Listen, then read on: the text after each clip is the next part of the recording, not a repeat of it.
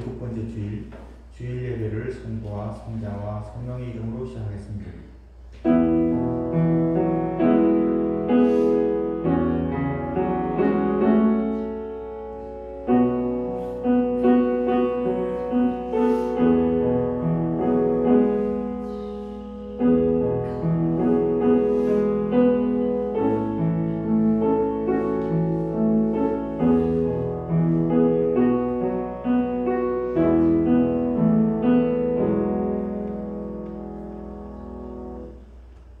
청년이 무엇으로 그의 행실을 깨끗하게 하리이까?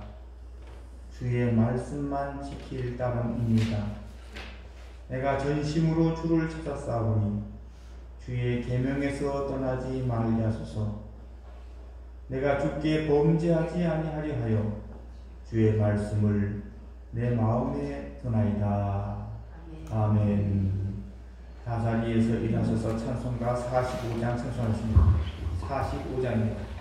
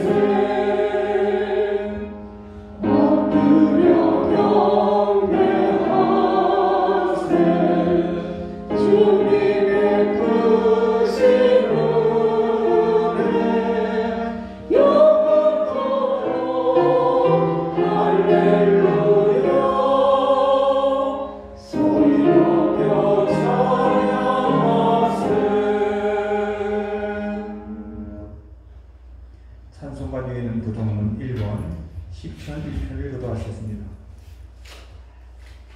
복 있는 사람은 악인들의 길을 따르지 아니하며 죄인들의 길에 서지 아니하며 오만한 자들의 자리에 앉지 아니하고 오직 여호와의 율법을 즐거워하여 그의 율법을 주야로 묵상하는도다. 그는 시냇가에 심은 나무가 철을 따라 열매를 맺으며 그 잎사귀가 마르지 아니함 같으니 그가 한 모든 일이 다 형통하니로다. 악인들은 그렇지 아니하며 오직 바람에 나는 저와 같도다. 그러므로 악인들은 심판을 견디지 못하며 죄인들이 의인들의 모임에 들지 못하리로다.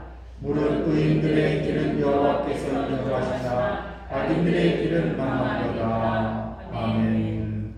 사도신경으로 우리의 신앙을 고백하겠습니다. 전능하사 천지를 만드신 하나님 아버지를 내가 믿사오며 그의 아들 우리 주 예수 그리스도를 믿사오니 이는 성령으로 잉태하사 동정녀 마리아에게 나시고 본디오 빌라도에게 고난을 받으사 십자가에 못 박혀 죽으시고 장사한 지 사흘 만에 죽은 자 가운데서 다시 살아나시며 하늘로부터 전능하신 하나님 우편에 앉아 계시다가 그래서 산 자와 죽은 자를 심판하러 오시리라. 성령을 믿사오며 거룩한 공유와 성도가 서로 교통하는 것과 죄를 사하시는 것과 몸이 다시 사는 것과 영원히 사는 것을 믿사옵나이다. 아멘. 삼위일관 찬송 2장으로 하나님께 영광을 돌리겠습니다.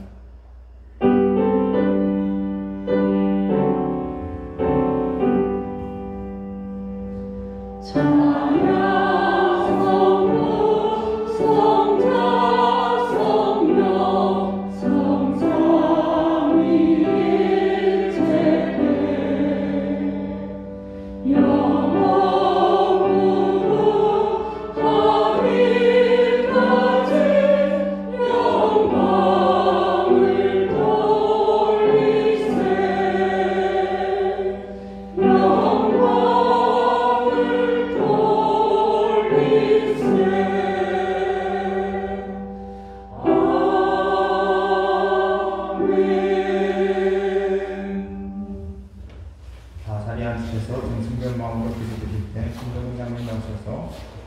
위해서 기도 하시겠습니다.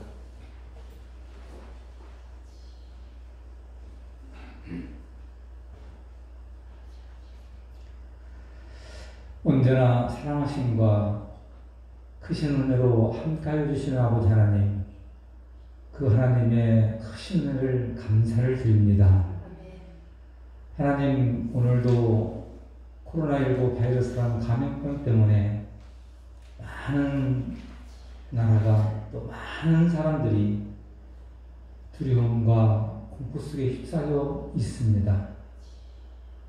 이러한 어려운 가운데서도 하나님께서는 하나님이 택하신 자녀들을 사랑하시고 인도하셔서 오늘 거룩한 날을 주님 제자에 나와 예배할 수 있도록 인도하여 주심을 감사를 드립니다. 비록 어려운 가운데서 비대면으로 영상으로 우리가 예배에 임하고 있는데 특별히 하나님, 우리가 이럴 때일수록 더욱 하나님의 말씀을 사모하며 우리의 마음을 가다듬고 우리의 몸을 거룩하게 하여 하나님 앞에 겸손히 예배에 임할 수 있도록 주님 인도하여 주옵소서. 더욱 간절함을 가지고 가정에서 또 교회에서 예배할 때에 하나님의 음성이 들려지는 귀한 시간 되게 하여 주시고, 하나님 결코 세상에서 오는 어떤 두려움에 휩싸이지 아니하도록 하나님, 우리가 믿음을 굳건히 세워져갈 수 있도록 우리에게 더욱 명철함과 담대함과 지혜를 허락하여 주옵소서. 그래야 하나님, 우리의 믿음이 땅에 떨어지지 않게 하시고 더욱 하나님 나라의 소망을 두며 십자가를 바라보며 앞으로 나아갈 수 있도록 주님 붙잡아 주옵소서. 오늘도 그러한 간절함으로 하나님의 말씀을 듣고자 오나오니 주님 다리에 세워주신 주의 종을 통하여 선포되는 말씀을 부여잡게 하시고 그 말씀에 따라 우리의 삶이 하나님께 영광이 되어지는 삶이 될 수 있도록 주님 인도하여 주옵소서. 전하시는 귀하신 목사님에게 영육간의 강건함을 주시고 성령께서 항상 늘 함께 동행하여 주옵소서. 오늘도 우리가 감사함으로 예배에 임합니다. 하나님 영광 받아 주옵소서. 하나님, 특별히 우리 독진재단과 우리 독진자를 섬기는 모든 성도들의 가정을 지키시고 보호하사 더욱 풍성한 교회요 가정이 될 수 있도록 축복하여 주옵소서. 감사하고 우리를 사랑하시는 예수님 이름 받들어 간절히 기도를 드립니다. 아멘.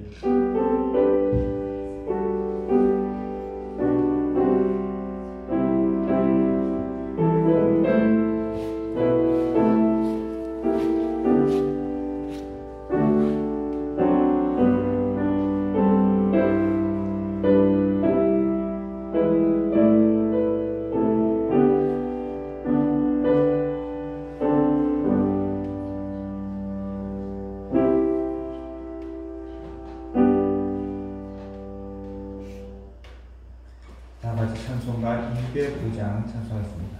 205장입니다.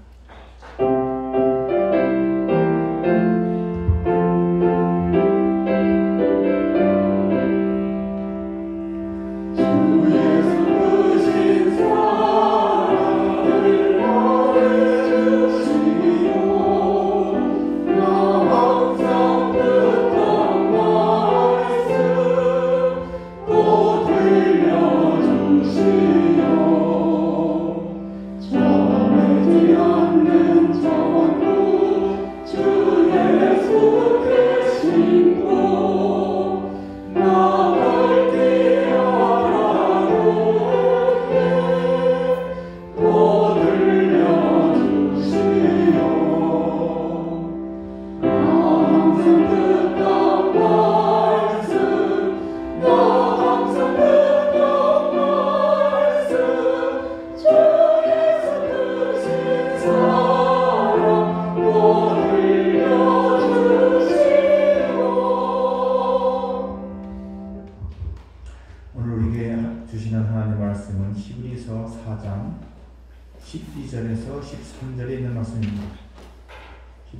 4장 12절, 13절 이 두 절 말씀을 저와 한 절씩 교독하시겠습니다.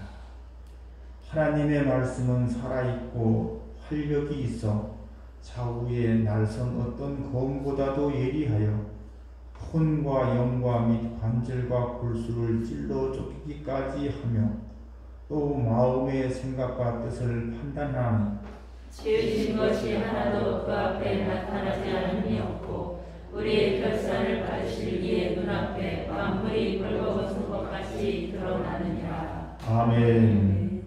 마스크를 벗겠습니다.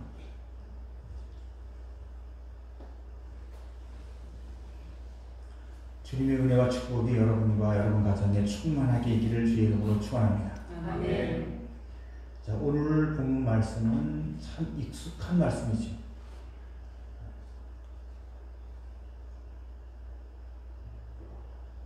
항상 어떤 본문이든지 익숙하고 많이 들었고 잘 알려진 본문은 많은 오해를 갖고 있습니다. 오늘 본문 말씀도 대표적인 것 중에 하나인데 사실 성경 말씀은 어떤 한 구절이 독립적으로 이해될 말씀이 아닙니다. 작게는 주변의 문맥에서부터 크게는 그 책 전체의 문맥 속에서 그 본문을 이해할 수 있어야 합니다. 자, 오늘 본문 12절은 자, 그 앞에 문맥을 보니까 잘 연결이 되지 않는 것 같아요. 자, 11절에 보니까 이렇게 끝나고 있습니다. 그러므로 우리가 저 안식에 들어가기를 힘쓸지니 이는 누구든지 저 순종하지 아니하는 본에 빠지지 않게 하려 함이라. 자, 그리고 이어서 오늘 보면 12절 말씀이 이어지는 겁니다. 하나님의 말씀은 살았고. 자, 여러분 느낌이 어떻습니까? 11절과 12절이 이렇게 자연스럽게 이어지는 것처럼 그렇게 느껴집니까? 마치 주제가 서로 바뀌는 것처럼 느껴지지 않습니까? 자, 여기에는 번역상에 또 약간의 실수도 있습니다. 영어 성경을 보면 오늘 본문 앞에 오늘 본문이 앞에 나오는 말씀이 결론이라는 것을 짐작할 수 있게 하는 단어가 하나 더 있어요. for라고 하는 단어입니다. 헬라어로는 이게 가르라고 하는 접속사인데 이 말이 생략되어 있습니다. 가르. 왜냐하면 자, 이 말은 4장 1절에서부터 11절까지의 말을 그 말씀을 전부 묶어서 왜냐하면 하면서 오늘 본문이 시작되고 있는 겁니다. 그래서 오늘 본문은 결코 독립적일 수가 없고 또 앞에 1절에서부터 11절까지 내용을 정확히 다 우리가 알고 있어야 이해할 수 있는 본문입니다. 자, 그럼 지난주에 자, 1절부터 11절까지의 내용이 뭡니까? 지난주에 제목이 뭐였죠? 설교 제목이 남은 안식으로 들어가라. 그렇죠?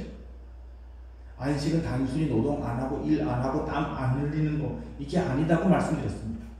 그리고 히브리서 기자는 남은 안식으로 들어가라고 하는 것을 설명하면서 시편 95편에 나오는 저 출애굽기 광야 시절의 이스라엘 백성들의 실패의 사례를 인용했습니다.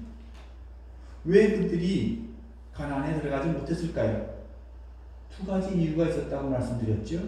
첫째는 믿지 않아서. 뭘 믿지 않았습니까? 하나님의 약속을 믿지 않아서. 두 번째는 순종하지 않아서. 자, 그러면 가나안에 들어가는 그 안식이라고 하는 주제는 쉼과 아무 관계가 없는 거예요. 이 개념은 믿음과 순종과 관계가 있다는 거죠. 안식은 그러니까 아무것도 안 하고 땀 안 흘리고 이게 안식이 아니라 믿음과 순종을 통해서만 얻을 수 있는 겁니다. 그러면 믿음과 순종을 통해서 그 안식으로 들어가는 그 말은 다른 말로 표현한다면 그리스도의 통치 밑으로 들어가는 거예요. 하나님의 질서 속으로 들어가는 게 안식이에요.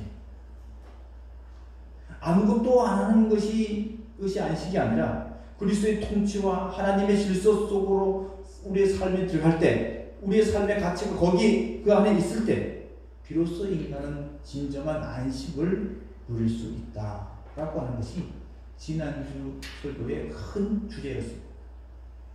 자, 그래서 안식에 들어가기를 힘쓰라. 왜냐하면 하고 오늘 본문이 시작되고 있는 겁니다. 자, 오늘 본문은 이런 차원에서 접근을 해야 되는 거예요. 그러면 그리스도의 통치와 하나님의 그 질서, 그 하나님의 그께서 초대하는 그 안식에로 어떻게 우리가 들어갈 수 있을까요? 사실 하나님께서 이 세상을 말씀으로 창조하실 때 그 실질적인 어떤 목적지, 궁극적인 도착지가 인간을 안식하게 하는 거예요. 그래서 7일, 6일 동안 하나님께서 천지를 창조하시고 7째 날은 그 결과로서 안식을 누리는 겁니다. 그래서 구원의 길은 이 안식을 찾아가는 길입니다. 하나님의 통치 속으로 순종과 믿음의 삶이라고 우리가 그걸 또 말하는데, 이것을 지난주에 이런 말로 표현했습니다. 신앙생활이란 아버지 집으로 돌아가는 과정이다. 그게 안식이라는 거예요.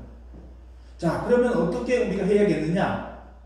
오늘 본문 이렇게 말합니다. 왜냐하면 하나님의 말씀은 살아있고 활력이 있어서. 자, 좀 추상적인 것 같지 않습니까? 하나님이 살아있다. 하나님의 말씀이 활력이 있고 운동력이 있다. 좌우의 날선 검과 같아서 혼과 골수와 영혼을 찔러 쪼개기까지 한다. 도대체 이게 무슨 말일까요? 자, 12절 말씀을 다시 한번 읽어보겠습니다. 하나님의 말씀은 살아있고 활력이 있어 좌우의 날선 어떤 검보다도 예리하여 혼과 영과 및 관절과 골수를 찔러 쪼개기까지 하며. 자, 여기에 좌우의 날선 검이라고 하는 표현이 등장합니다. 이 검은 뭘까요? 이 검은 사람을 살리는 기능으로서의 검입니까? 아니면 사람을 죽이는 심판의 기능으로서의 검입니까? 어느 쪽이 맞는 것 같아요? 사람을 살리는 걸까요? 죽이는 걸까요? 둘 다입니다. 그래서 양날의 칼입니다. 자, 신비서 기자의 강점은 믿음을 설명하거나 안식을 설명할 때 반드시 구약 성경의 예를 인용합니다. 그래서 히브리서 기자는 성경에 능통한, 구약 성경에 능통한 사람이었을 것으로 추정되고 있습니다. 좌우의 날선 검이라고 하는 표현을 할 때도 구약 성경의 어떤 성경 구조를 염두에 두고 이 말을 하는 거예요. 왜냐하면 구약 성경에 좌우의 날선 검이라는 표현이 딱 한 번 나옵니다. 자, 그 구절은 조금 이따가 말씀드리고 먼저 검의 기능을 말씀드리겠습니다. 누가복음 22장 61절에서 62절에 이렇게 기록되어 있습니다. 주께서 돌이켜 베드로를 보시니 베드로가 주의 말씀 곧 오늘 닭 울기 전에 내가 3번 나를 부인하리라 하심이 생각나서 밖에 나가서 심히 통곡하니라. 자, 베드로는 예수님께서 붙잡혀 가실 때 그 뒤를 쫓아갑니다. 물론 예수님과 함께 하겠다고 하는 그런 마음에서는 아니지만 신문 받는 예수님의 그 결말이 궁금해서 또는 걱정돼서 대제사장의 뜰까지 따라갔습니다. 그리고 불을 쪼이다가 한 여자아이의 지적 앞에 그만큼은 그 스승을 모른다고 부인하고 말았습니다. 그리고 그 스승인 예수님과 제자인 베드로의 눈이 탁 마주치게 됩니다. 주께서 돌이켜 베드로를 보시니 이렇게 되어 있습니다. 이때 베드로가 주의 말씀 곧 닭 울기 전에 내가 3번 나를 부인하리라 하시니 생각나서 주님의 시선과 베드로의 시선이 탁 부딪히는 순간 뭐가 생각났어요? 주님의 말씀이 생각났어요. 그리고는 나가서 통곡했습니다. 자, 베드로가 이렇게 회개했는데, 자, 이 회개의 출발점은 주님의 말씀이었습니다. 자, 이런 차원에서 이 말씀은 베드로를 살린 것일까요? 아니면 베드로를 죽인 것일까요? 살린 것이죠.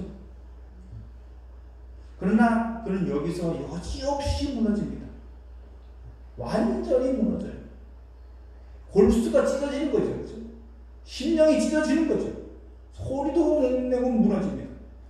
자기 존재의 그 깊은 좌절 속에서 그냥 다 포기하고 낙향해버립니다.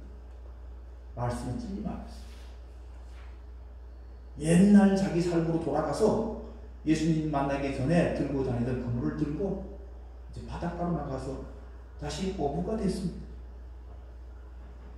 그런데 부활하신 예수님께서 제일 먼저 찾아가는 곳이 어디입니까? 바로 고향 땅으로 떠나버린 이 제자를 찾아간 것입니다. 디베랴 바닷가에서 조반을 차려놓고 텅 빈 그물로 허탈한 새벽을 맞는 베드로를 만납니다. 그리고 아무 소리도 하지 않고 밥 먹자. 우리말로 하는 거지. 숯불에 생선을 구워놓고 주고받는 대화가 없습니다. 긴 침묵만 이어지고 있는데 아마 마음속에서는 아주 많은 감이 겹쳐있을 거예요. 주님께서 베드로에게 물었던 질문 뭡니까? 너 왜 그랬어? 너 어떻게 나를 부인할 수 있어? 뭐 그런 겁니까? 아니었어요. 그런 걸 묻지도 않고 따지지도 않았어요. 조반을 마칠 쯤에 딱 한 가지 묻습니다. 나를 사랑하느냐? 내가 나를 사랑하느냐? 자, 이때 베드로를 불렀던 호칭이 굉장히 중요합니다. 요한의 아들 시몬아 이렇게 불렀어요. 자, 이 이름은 베드로의 옛날 이름입니다. 처음 주님을 만나서 부름을 받았을 때 예수님께서 지어주신 이름이 아니에요. 요한의 아들 시몬, 내가 나를 사랑하느냐? 이것을 3번 확인하신 후에 거기서 다시 그를 회복시켜 주시고 실추된 사도직을 다시 회복시켜 주십니다. 그리고 사도행전이 나오는데, 자, 사도행전은 누가 엽니까? 베드로가 여는 거예요.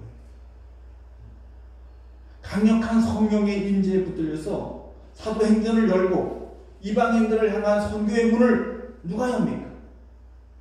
바울이 열었습니까? 아닙니다. 성경을 자세히 보면 바울이 연 것이 아닙니다. 바울은 그냥 열려져 있는 그 열려놓은 길로 간 겁니다. 베드로가 연 겁니다.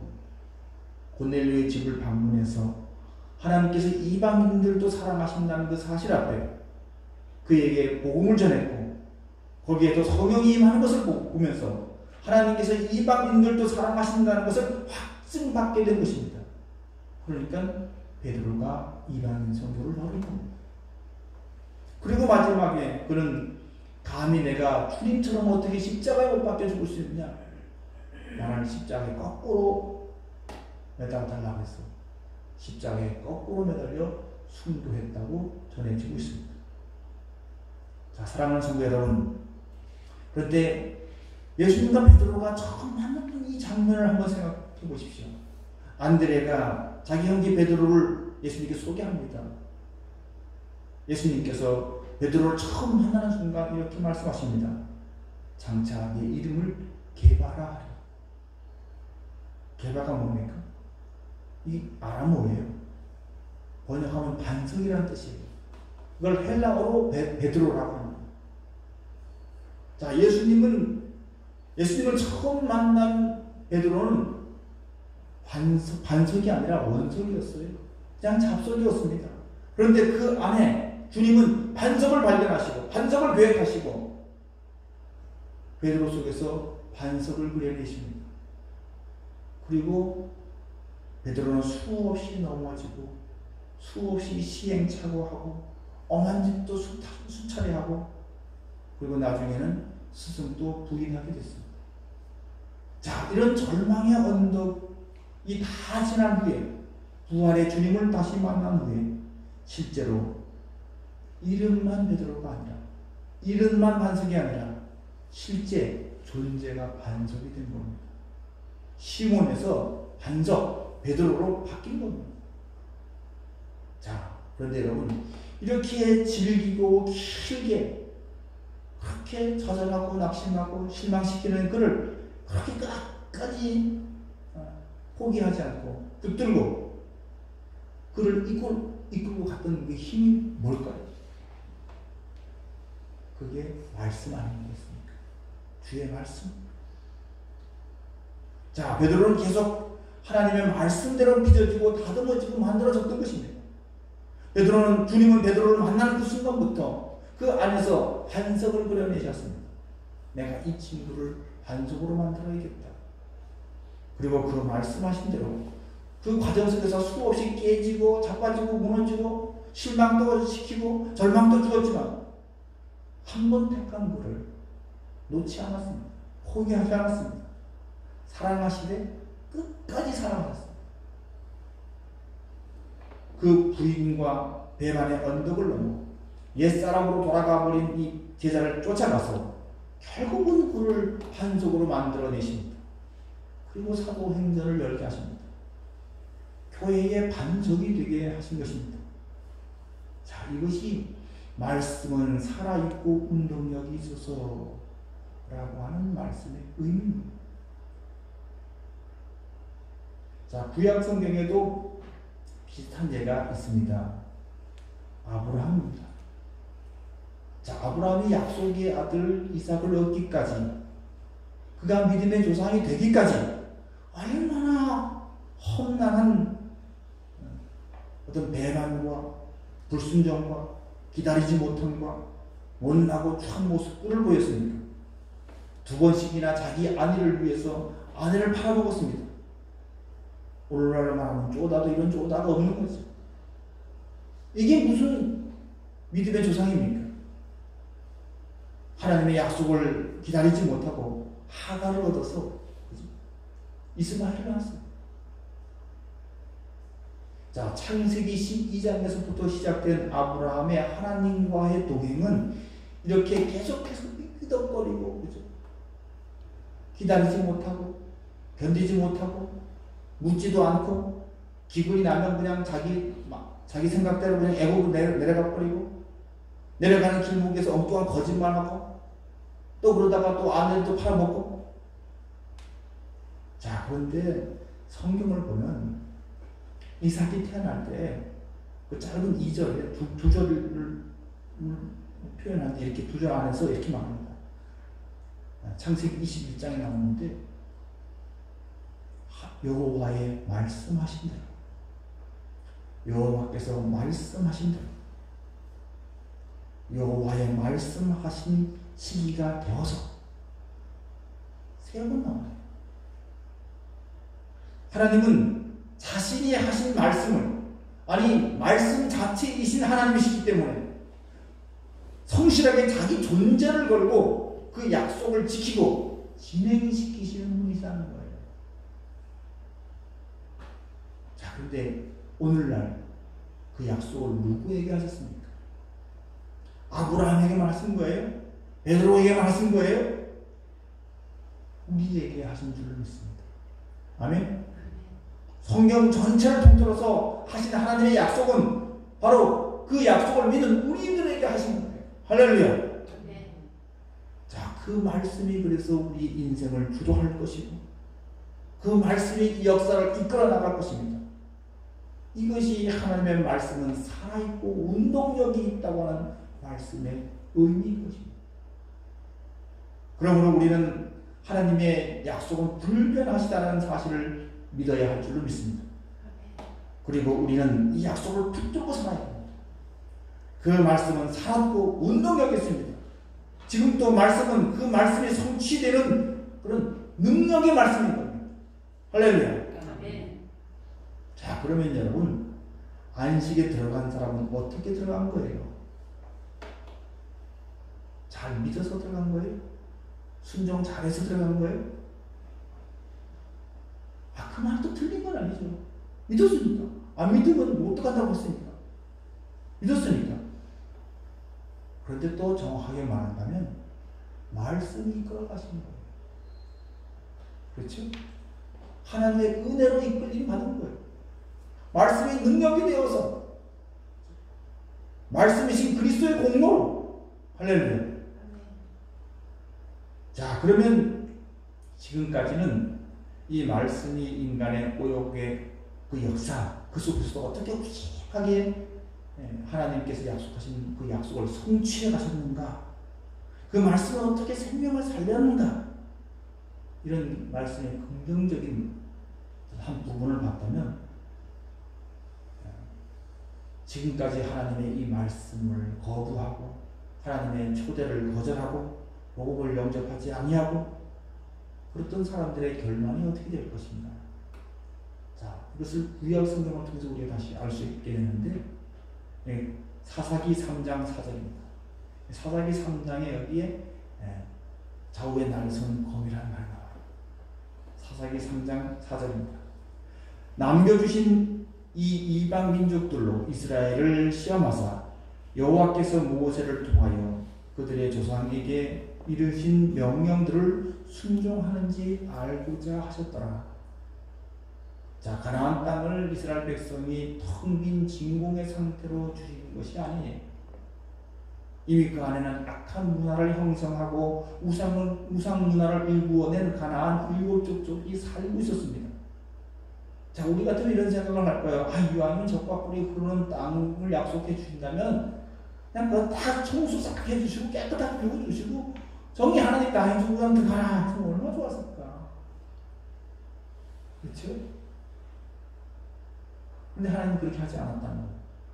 그렇게 하지 않은 이유를 이 사사기 3장 4절에서 말하는 그들이 모세를 통하여 이르신 명령을 순종하는지 하지 않는지 시험하기 위해서.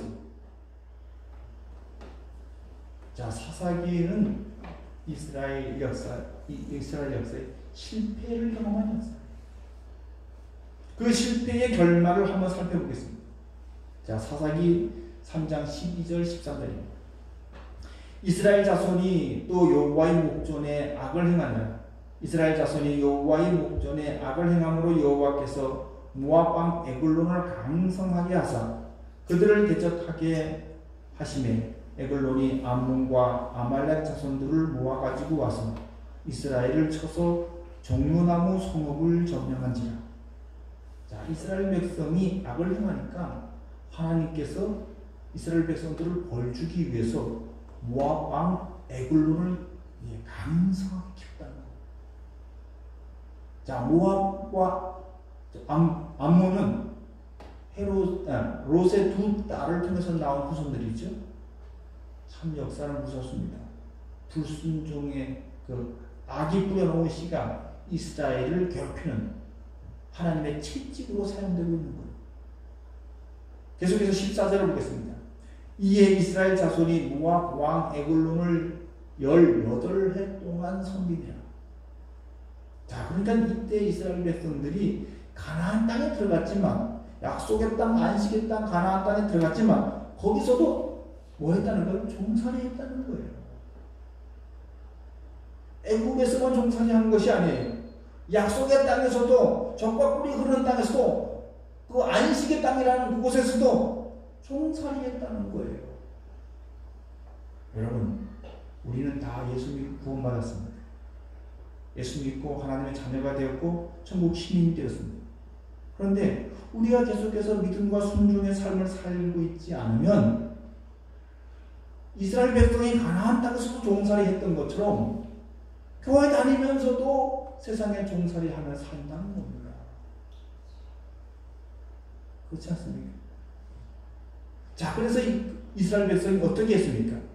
15절부터 보겠습니다. 계속해서. 자, 이스라엘 자손이 여호와께 부르짖으며 여호와께서 그들을 위하여 한 구원자를 세우셨으니 그는 곧 베냐민 사람 게라의 아들 왼손잡이 에훗이라. 이스라엘 자손이 그를 통하여 모압 왕 에글론에게 공물을 바칠 때에 에훗이 길이가 한 규빗 되는 좌우에 날선 칼을 만들어. 에훗이 어떻게 했다고요? 좌우에 날선 칼, 좌우에 날선 위쪽 구약에 나옵니다. 그의 오른쪽 허벅지 옷 속에 차고 그랬어요. 그리고 계속해서 이렇게 말합니다. 에훗이 그에게로 들어가니 왕은 서늘한 다락방에 홀로 앉아있는 중이라. 에웃이 이르되 내가 하나님의 명령을 받들어 왕에게 아랠 일이 있나이다 하며 왕이 그의 자석에서 일어나니 에웃이 왼손을 뻗쳐 그의 오른쪽 허벅지 위에서 칼을 빼어 왕의 몸을 찌르며 칼자루도 나를 따라 들어가서 그